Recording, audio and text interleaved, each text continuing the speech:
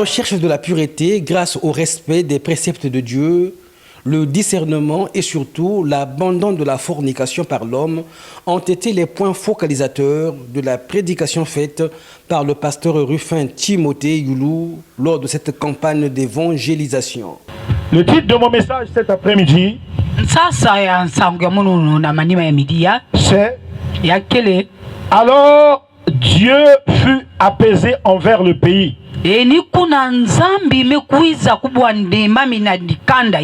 la plaie se retira d'Israël.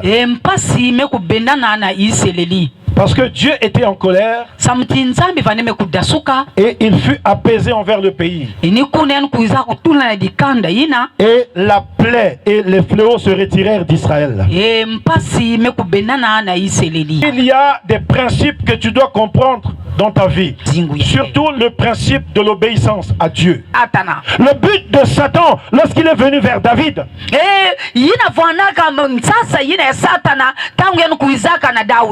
c'est faire en sorte que Dieu soit en colère contre Israël.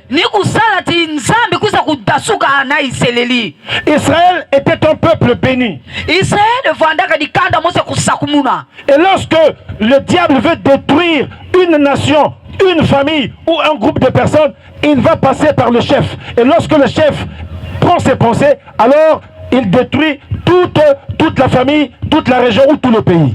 Moment d'édification, de prière et de délivrance, cette rencontre de prière a suscité l'engouement de la population qui d'ailleurs est venue nombreuse écouter la bonne nouvelle, la parole de Dieu, d'où cette réaction.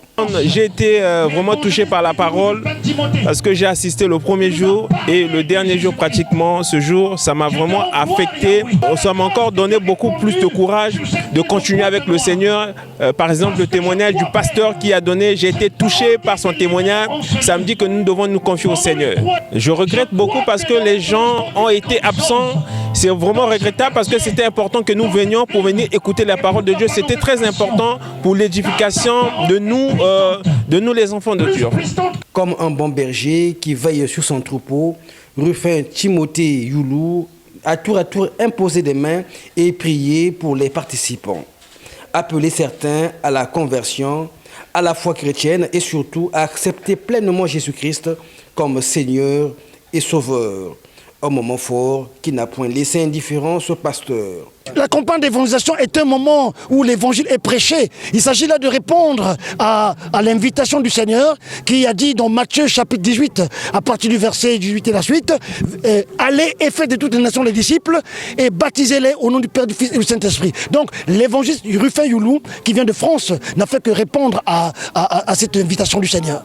Et maintenant, le sens qu'on peut donner à cette campagne d'évangélisation, c'est que cette campagne d'évangélisation est venue pour toucher les cœurs de tous ceux qui ont participé, et même bien au-delà, afin que désormais, que les gens entrent dans la sphère du Seigneur, abandonnent le péché, abandonnent les ténèbres pour entrer dans la lumière. Le Seigneur nous aime et il nous donne les opportunités pour prêcher sa parole. Et l'évangéliste Rufin est venu d'abord au mois de mars. Nous étions du côté de Koufoli et la parole de Dieu a été annoncée là-bas également. Et les âmes ont été gagnées à Christ. Et Dieu lui a mis à cœur encore de venir cette fois-ci au mois d'août, ici à l'OCH, travailler avec nous. Et le travail a été fait. Et nous sommes convaincus que le Seigneur, qui donne les opportunités, donnera encore d'autres opportunités pour que les tels événements puissent encore se reproduire. Ce qui m'a marqué, c'est l'engouement et la manière dont les gens ont répondu à l'invitation.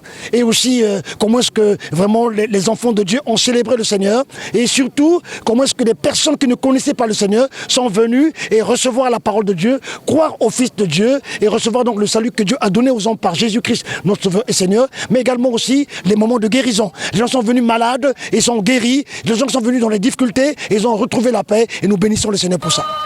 3 jours durant, ces cantiques et cette louange à Dieu ont retenti lors de cette campagne d'évangélisation.